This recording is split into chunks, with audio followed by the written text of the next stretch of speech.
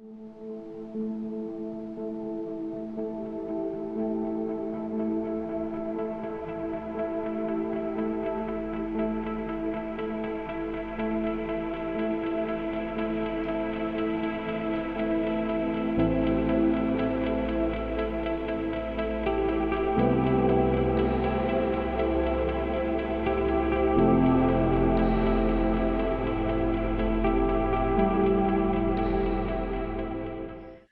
I'm Gail Haldeman. I'm the moderator. I have been managing my husband Joe's business of writing. He's a science fiction grandmaster for, I was trying to think exactly how long, but more than 50 years. So I have some idea of how the business runs because we're retired and we're not hurting.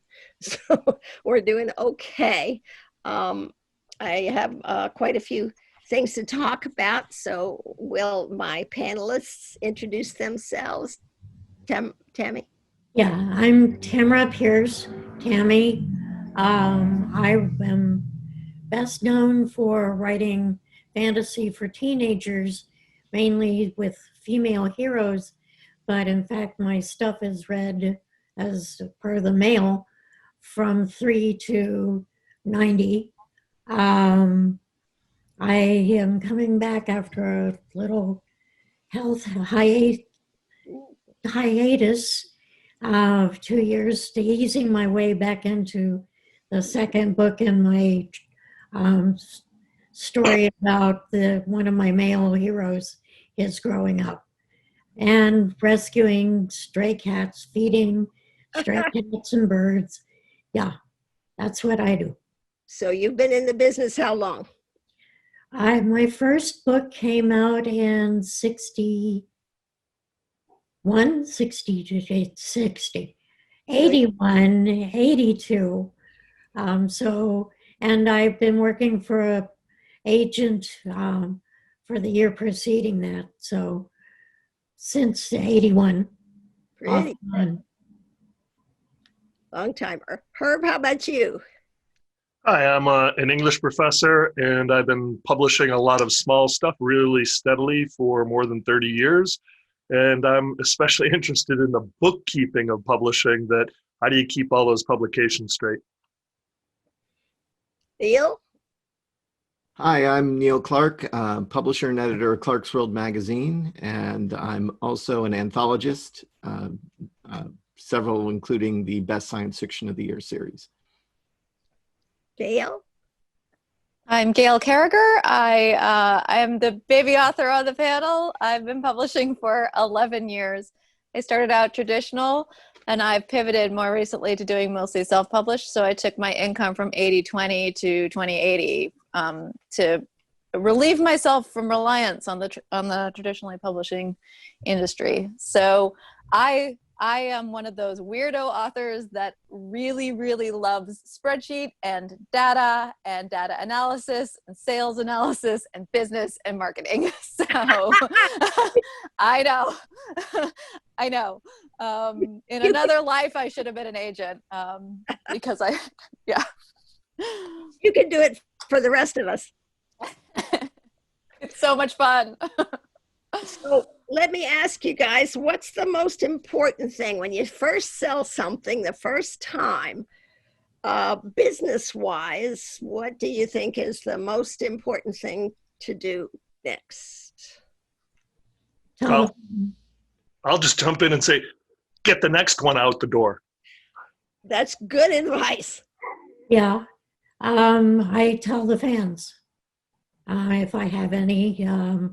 Otherwise, I would just give, when I had an agent, well, I still have an agent, but back in those days, I would let the agent handle things and I would zone out for about a 2-week period and then, like her, go to work on the next thing. Especially if I've done all the drafts needed for the prior thing, I really, really want to get to that next thing. Yeah. Neil? Read the contract very carefully. I worked for a literary agency for a couple of years. I would second that, sort of. Nowadays, I get my assistant to do it. That's wonderful. Gail, would you add to that? Definitely the contract's a big one, particularly clause 10 for Hachette, which is your non-compete clause and your option clause. You have to pay very close attention to those. But my number one is get out. Hear that, because that's important.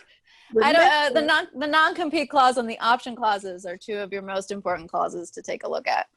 And they're different numbers in different contracts, but yeah, I would say the most important thing is to get an author newsletter started and ironed out, figure out how you're going to do it, how frequently, and follow a couple of other authors to see how they do it and get a good idea on a good approach for that. And then the other thing to do, and this came up in a previous panel, but is to claim your SEO space on Amazon's Author Central, on Goodreads, and on BookBub. Those 3 locations in particular. Also, get a website up and running, but you should have that before you've signed the contract. I'd like to go back to contract for the moment, because almost every literary contract needs to be changed. It is not set in stone most of the time, and you can change it because there are fishy things in there, like that option clause that Gail was talking about. So be really careful with your contract. Wise to get someone who knows to read it for you. Don't need a lawyer. Lawyers often don't understand literary contracts because they're so weird. They'll say, you don't want to sign this, and it's boilerplate. Everybody has to sign it. So you don't always need a lawyer. An agent helps, but if you don't have an agent, or you're writing short stuff, just read that contract pretty carefully and make sure somebody who knows reads it. I will always read a contract, by the way. I will always read a contract and give you my input of 50 years. So anybody else want to say something about contracts? So Gail, what's a non-compete clause? This is a tricky new clause they've added in the past 6 years. Sometimes a morality clause comes into play here as well. It basically attempts to control your behavior online, among other things. But also like whether you can take your books to other houses, even if they're different books that aren't falling under your option clause. It's a nasty, insidious little beastie. No one's challenged it yet in court, but I anticipate it coming up at some point. Thanks. Anybody else want to come in on contracts? Neil, as a publisher. Yeah, well, I would say that the short fiction contracts are very different than the long form ones. And there's a number of, the more established the market, the more likely it is to be a vetted contract that's pretty safe.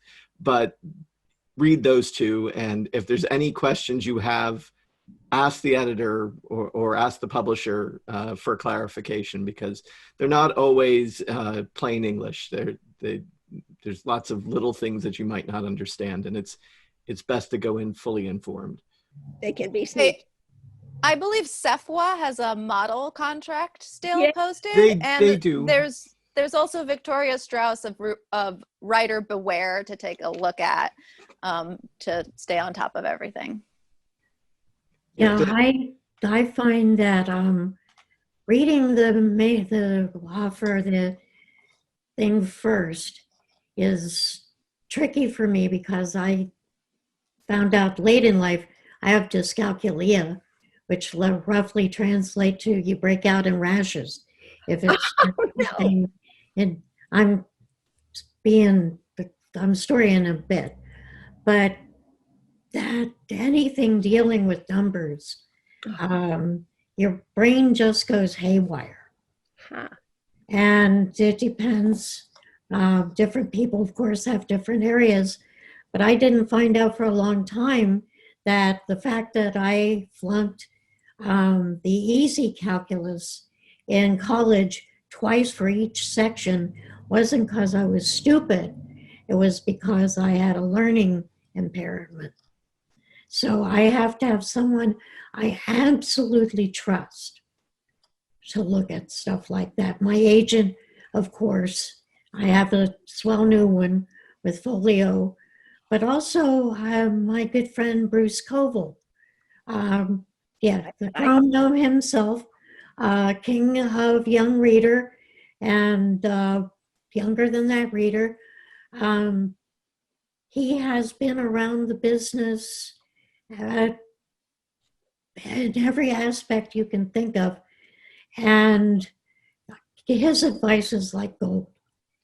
If you can find someone like that you know and really, really trust, because I have had bad things happen before, so I'm very picky. Very wise. Pardon? Very wise. Yeah.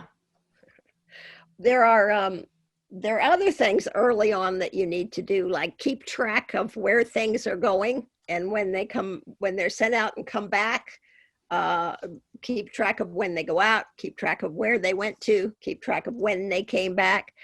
Don't be discouraged by rejection. Yeah. At that point. That's what I tell all of. Go ahead.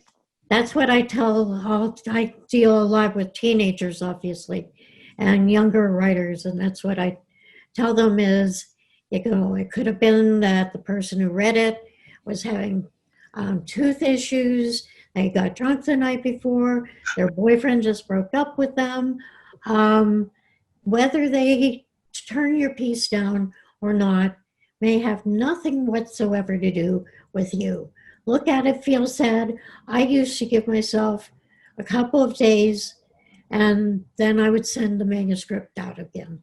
I might do a few changes while waiting around, but that was how I worked it. And it's a lot easier on you if you know that it might depend on whether he had granola for breakfast or not.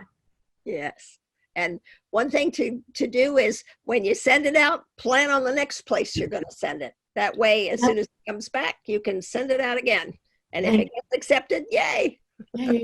And keep working on what you have going then. Don't wait around for that one big hit. Even if you make your first sales, keep working on the next thing. Don't lose the time. Gail, you want to add to that? No, I agree. I always like to say that rejection is usually 99.9% of the time nothing to do with the quality of the work or you as a person, and mostly to do with whether they think it will sell to a large market or not. Oh, well, identical. And we actually have history has shown us that the ineffable capital they, are pretty bad at predicting what's going to sell to a large market. Yep. It's also the other thing is you might as well get used to rejection, because you're going to start to collect 1-star reviews the moment that thing goes live. So, it helps to develop a thick skin as quickly as possible. I know it's not easy, but yeah. Herb, did you want to? It's just, one thing on the 1-star reviews, for sure, the first time that Locust just panned one of my short stories, I said, I should just wallow in this for a week and then get on with things, right? Because that's what you're going to do. But in terms of marketing, I mean, one of the things that I'm constantly telling my writing students is this might sound terribly redundant, but I at least review the guidelines of every significant submission before I send it out again. I don't care if I've submitted to F&SF 12 times already this year. I'll take a quick look just to make sure this fits in. And I'll also occasionally say to editors, I know this isn't your usual sort of story, but it does fit your guidelines. And somebody like Charlie Finley at F&SF will say, thank you for not pre-rejecting it. Yes. I mean, not a really high level percentage of those sell, but they do occasionally. And how are they ever going to get something different if you don't send them something different? Yep. That's right. I had an interesting experience. Joe wrote a story in Alaska when we were on a trip, and we came to Chicago and had lunch with Alice Turner of Playboy. And Joe said to her, I just wrote this great story and I'm not sending it to you because it's not a Playboy story. And she, all of her 5 feet, said, I know what a Playboy story is. You send me that story. And she bought it. Nice. And that was the highest paying market at the time. So that was nice. Yeah. Neil, anything to add to this? Yeah, at least in short stories and stuff, if you start getting feedback from editors, that's a really good sign. Yes. That a lot of the time it's form letters, and there's nothing wrong with receiving one of those. But if you get a personal rejection, take it to heart. They might be wrong, but it's something good to listen to, and make sure you send your next story to that market. Yeah. And I've had things that they say, well, we can't use this, but you're really good and we wish we could. And you should know automatically that that person is begging for something else. Yep. Just assume it. Yeah. We have a question. Is it forbidden to send out the same story or manuscript to more than one place? It's kind of tacky, but there are people who do it. The film people do it all the time. They will submit something to a variety of filmmakers. But maybe I'm being an old-fashioned person, but I think one story out to one person, you don't run into any trouble, and you can be working on the next thing and sending more things out to different publishers. Neil, what do you think as an editor? Well, for short fiction, the editors will usually put in their guidelines whether or not they'll accept simultaneous submissions, which is what that is. Right. And in our case, we don't, but we respond typically in 24 to 48 hours. So there's no reason for somebody to be doing that. My assistant and stuff to you. Yeah, I know that there's some longer markets that won't take sim subs, and that bothers people to some extent. And I also know there's a lot of people who just completely ignore those guidelines. I know I had one writer a long time ago who sent out to 5 markets, and 3 of them bought the story. And often at that time, you didn't know whether the story was bought until it was published. So he had 2 of them come out before he knew that. So this is a good reason not to do simultaneous submissions.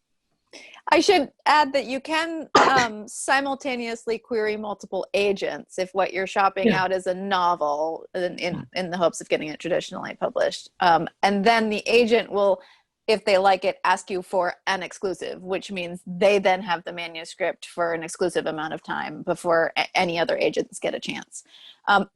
If an agent has asked for an exclusive and you give them the manuscript, then other agents might ask, and I would say absolutely also then send it to them when the first agent's exclusivity time period is done with, because it would be great to get a bidding war going. So yeah, but the courtesy in the agenting world is they know you're querying multiple people, and so that's fine. But then they have the right to sort of ask you for an exclusive for a certain amount of time, which should be no longer than a couple of months. We had another question. Do you have advice for building an audience in the time of COVID? Well, social media is wonderful for that. Yeah. Ever since I got my current assistant, she is super aggressive on the commercial media thing and online stuff. And we've done, in addition to conversations with me, they've done contests, things like that. They carry the schedule, obviously, but they've made me much more of a presence in the YA world than I was before, and I just sit and I do what they tell me. That's very wise. Yeah, it's like, okay, you're going to talk computer now. Yeah, just tell me when you need me and I'll come and do my thing. Herb, do you do much of your own publicity, or do you? I don't do as much as I should, because I do have this full-time gig as a professor, but I actually have had a pretty extensive website for a long time, and because of my publishers requesting it, I do have Twitter and Facebook and Instagram and such. And You would think having kids of the correct age range that I would put them in charge, but I don't. And that said, I do think that one of the other things you can do if you have the regular time is streaming. If you're jumping on Twitch or whatever else, if you have a personality to present, you can really get people interested by doing that. So, but you have to really produce content regularly. It doesn't have to be every week, say, but if you say every month, you're going to get this, you're halfway to a Patreon account. Yeah. And Patreon is another thing. If you're starting out or you have something of a track record, but the virus is keeping you home and you're not making enough money, you can offer incentives to Patreon and get people to pledge a certain amount each month. And that's working well for some people. And I highly recommend it. If you have something to offer or you feel you do, you have to be pretty responsible about it. You do sort of need a bit of an audience first, though, Yeah. To make that work. Yes. Yes. I wanted to toss out just one small thing from before we moved on to more questions. I also do some editing. I'm an assistant portrait editor at Amazing Stories, and I edit some mainstream stuff. And one of the simplest reasons to get rejected is to explore something that they've just accepted from somebody else. Yeah. And some editors will say, hey, if this is still available in 18 months, you could try us again. But more often, it's just not at this time, and you don't know that means they just had another poem or short story reminiscing about pulp magazine covers, and they don't want two in the same year. Yeah. And that can vary too. I mean, that's much more of a case with anthologies because they have a restricted time window to work in and a fixed number of stories. For me, that would only trip me up if the stories were very similar to one another. If they're like both talking about the same type of theme, I can just spread them apart a few issues and buy both of them. Oh, that's cool. Good to know too. Gail, you're probably the most practiced here with social media. Do you have advice? Sure. I would. There's a lot to unpack with that question. I'm assuming the questioner is a newer author who's just kind of starting out. And so I'll couch my advice from that perspective, which is, like I said before, a newsletter is really important. A website is really important, I think. And in line with those two things, I would research and focus on improving your SEO out the gate. SEO, search engine optimization, which is your findability as a name author. And that has to do with producing reliable content on a blog and things like that. But there are some good blog posts out there. The other thing I would recommend is to, regardless of your career path, whether it's short stories to magazines, traditionally published, self-published, hybrid, anything, I would pay attention to what the self-published authors are doing in terms of how they are utilizing social media in particular. And I do that by listening to industry podcasts. And if you want to know some of the ones that I have recommendations for, you can Google my name and then podcast recommendations. And I have various blog posts on the subject. Nice. I also have a resources tab on my website, which has a section for beginning authors there, which sort of answers some of these basic questions. But yeah, it's so, and one of the things behind SEO is your own name. So it's always a good idea when you start out writing to Google your own name and see if somebody else already has it. And if they're a big deal, like, I don't know, an actor in Thailand or something who just happens to have 2.5 million followers, who just shares your name. Because you might need to out the gate add a middle initial or something like that to make sure that you're searchable. So even before you start sending out stuff to get published, just. As a mid-career note, somehow it completely eluded me that at some point Google decided I'm famous. Now, I'm not famous. I know famous people. I don't fit the description, but suddenly there was a Google panel on the right, and my children in their 20s convinced me that I should claim it, which was a lot harder than, say, trying to enter Fort Knox. I had to produce forms of ID, and they had to send them photos of me holding my driver's ID, which I could cover the actual number on and things like this. But eventually I claimed it. And so I can make suggestions, but they still kind of do what they want. If you're on a desktop and you Google and you see a highlight on you in the right side, you have officially gotten a Google panel and no one's contacted you to see if you want any control of it. You have to notice it and then you have to convince them. Oh my. And is it worth it? I think so, because I managed to get a few things emphasized and a few things de-emphasized, but that's up to the individual to pick. I as an academic, I do a certain amount of image sculpting online, whereas as a writer, I don't worry about it at all. You like it or you don't, I'm all good with that. Tastes vary. Another thing that I didn't know about early on, and a lot of newer writers don't know about, are the tax advantages of being self-employed or being a creative person or things like that. Does anybody want to talk about that? Or the disadvantages after a certain income level? Well, mostly the advantages at first. Like everything is tax deductible. I mean, everything is tax deductible. Your papers, what do I have? I have a list here.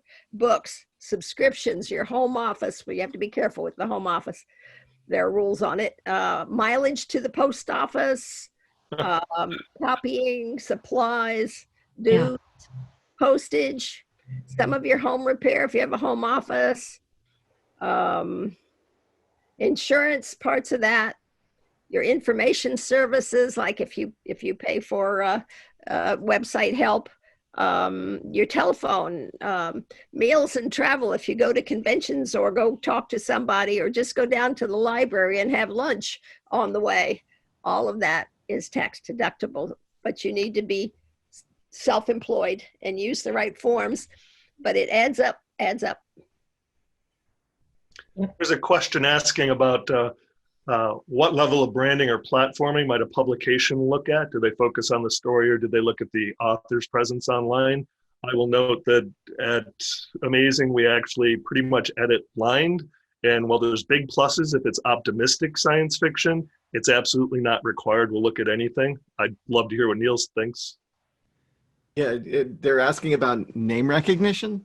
Yeah, that doesn't really matter to us. I mean, we're really happy when we find a new author no one else has published before. So, and as far as I know, every other short fiction editor around loves to be the one to sort of to get to be the first person to publish an author's work. So, I mean, short fiction is a very different environment in that, you know, a lot of people start out there and then they might move on to novels, and that means they have less time for short fiction, which makes more room for the next group of people. And so there's a certain amount of churn. And if you want to keep your magazine vital, you need to keep bringing in new blood. So they publish new authors, so send it out. Don't be discouraged. Mm-hmm. And when it comes back, send it out again. Some things about one of the things I learned early on, thank goodness, is to keep track of everything and keep an ongoing bibliography. So the one I keep is just a Word document that it's very long now, but it includes all the reprints and everything. As they come out, I add them in so that if somebody says, has that book been published in Japan? I can go look and say, yeah, 15 years ago, they bought it. You want your rights reversions in there too. So you want to make a notation about when those rights come back to you. So even if it's like, for example, uploaded to Audible and it's in 7 years, you want that date pinging for when it comes back from Audible in 7 years. So you can resell it, re-upload it to somebody new and that kind of thing. So yeah, don't forget that column. And there are lots of ways to do it, but I just do the Word document. It's the easiest thing for me because I don't know about I'm afraid, like Gail, I have a lot of Excel spreadsheets and things like that. Yeah, I should probably do that, but I don't. But if you don't keep track, 15 years from now, someone will say, didn't you write a story called such and such? And Joe will say, yeah, I think I did. Well, where did it appear? But it's on the sheet, so I know. let's see. Some advice we got early on was start at the top. If there's a really good market, the top of the line, start there. Don't assume that because you're new, you're not good enough. Go to the top and work your way down. Don't start from the bottom. Get you much more attention if you are published there. When we started, it was Playboy. Everything went to Playboy. And then when it was rejected, then down and through the science fiction magazines. I can't order the science fiction magazines in that kind of order anymore. They've changed and they're wonderful. And anyhow, any advice on that? I say with agents, I would be a little bit more judicious. You want an agent is going to be hopefully in a relationship with you for a long time. So you want to think about like what you intend to write as well as the book you're querying with. So you want an agent that maybe represents a broader spectrum of what you might want to write for as a career author. And also sometimes it's not a good idea to get the top agent. They're busy. They have larger names they're focusing on. It might be worth your while to go for a smaller agency or like an assistant agent or a second tier agent at an agency, because they're hungrier and they might have more time for you and to focus on you. So, I mean, it has been a long time since I queried an agent, but yeah, an editor is for one night and an agent is for marriage, you hope. And leaving one is like divorce, I'll tell you. Yeah. Yeah. That's rough. Okay, let's see. One bit of advice we got early is when a book went out of print and the books went to remainder, which means that they sell them cheap, buy the remainders. Yes. Then you won't be competing against yourself. So that's been great advice until now we're in our 70s and we have a storeroom full of books. Oh, Heidi, I know what to do with those.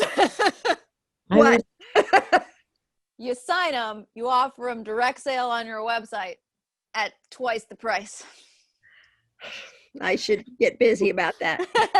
I would also suggest donating to colleges that for their libraries, Yeah. especially if they have a strong program for books like ours. Yeah. I got snagged by my current inheritor years and years ago, and they're happy for a copy of everything as it comes out. It's not money, but it's less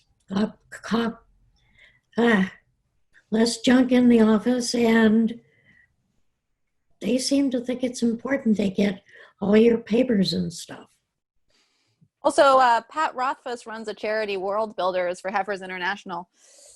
You can donate your foreign editions and foreign translations there, and like the fan world is learning that that's a place they can go if they want to read something in Russian or something, you know. Yeah. And it's a charitable outlet if you want to do that. I do that with most of my foreign translations. What's it called again? It's called World Builders, all one word. Great. I didn't know about that. Yeah, it's really cool. It's a fun thing. And he does a big ramp up social media campaign every year. I don't know what he's doing this year, but yeah. Another thing I learned late is look into and apply for grants. Poets and Writers Magazine has lists and lists and lists of money available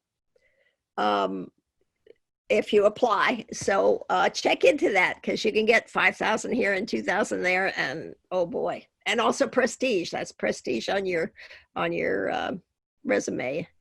So that I can tie that to one of the questions, which says many of you teach or have spent a lot of time in academia, as you and Joe have.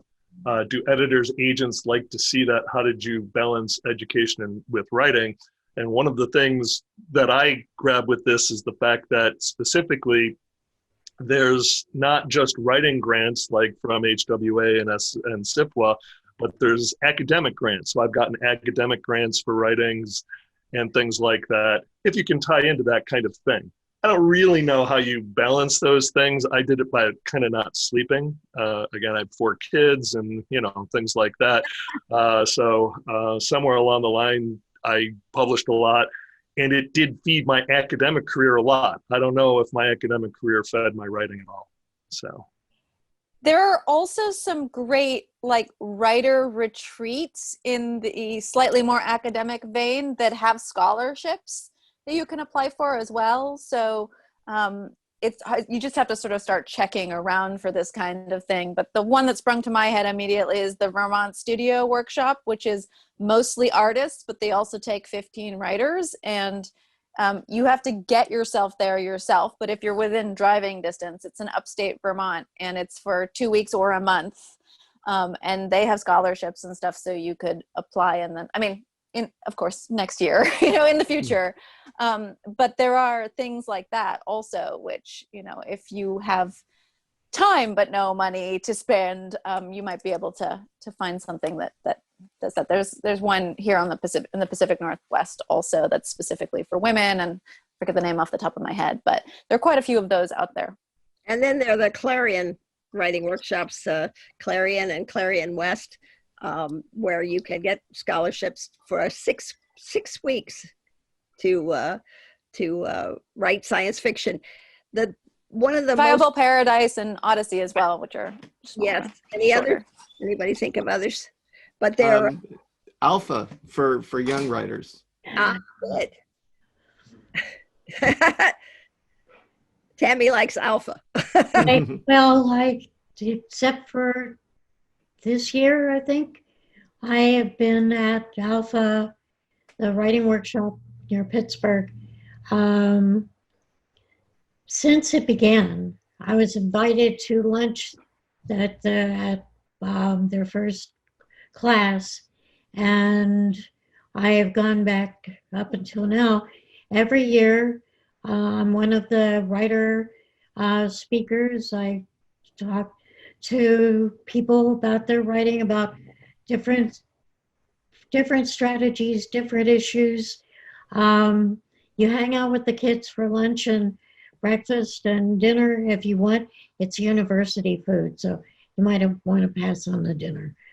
But there are personnel who started as students, and now they're helping the machine go forward. They audition applicants every year online, and they do have sponsorships and more and more income. They're just making a changeover the last couple years from the Pittsburgh group, Diane and John, and running things, and now a group of graduates, including my assistant Julie and Seth, oh God, I'm forgetting. Dickinson. Seth, thank you. Seth Dickinson are on the board, and this last year they went over all the applicants, picked out who was going to come in terms of both applicants and of people to present. It's one of 2 YA writing workshops, the other, of course, being Clarion. And there's an energy there with the presenters that they've invited in and with the people that they pick.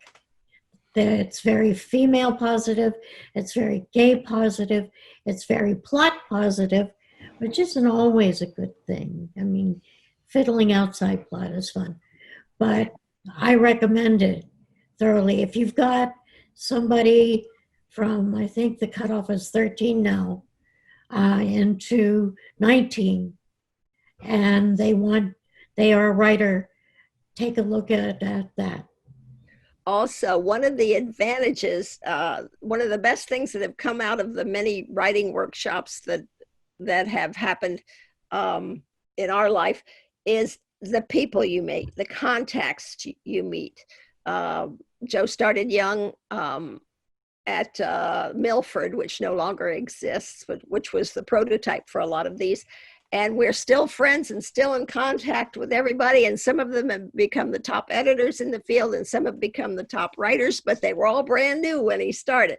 So I highly recommend, if you want to go to a workshop and like Clarion or one of the others, and you will meet some wonderful people who will be your friends for life. Go online and get the details for each one. 2 questions up. One is, what does a successful career look like for a short story writer? I'm really sure you get to decide. And the other one is, are stories usually published as they are submitted, or do editors ever come back and want to rewrite? And sure, some editors are just purchasing agents, but mostly they do want to rewrite, and you need to, especially when you're starting out, not be terribly intimidated. I mean, the first time Asimov said, "Can we drop this paragraph?" I was like, I didn't know I really had a choice. I was like, well, yes, if you're buying this, sure, that kind of thing. But after a while, when you get a little used to it, it becomes a discussion, and you start saying, well, if you're going to cut that, you need to cut these 2 lines that refer back to that. And you go back and forth, and things happen. But there's plenty of times that minor things are asked for. Usually, if major revisions are being asked for, that's like a whole separate contract with a kill fee. If somebody says, take this 5,000 word story and make it an 8,000 word novelette, if they're asking you to do all that, you shouldn't really have to do that on spec. So a standard kill fee might be 25% if they decide they don't like the 8,000 word version. I have not seen that happen in short fiction. It tends to come out as just a straightforward rewrite request. You can accept or decline, and they've read the first draft, they saw something they want a value in it, but not quite enough, and they'll ask you to make some significant changes before a contract is issued. And it's always worth listening to an editor who comes back at you like that, because most of the time they're actually interested in their good, which is your good, which is the best story that they can publish.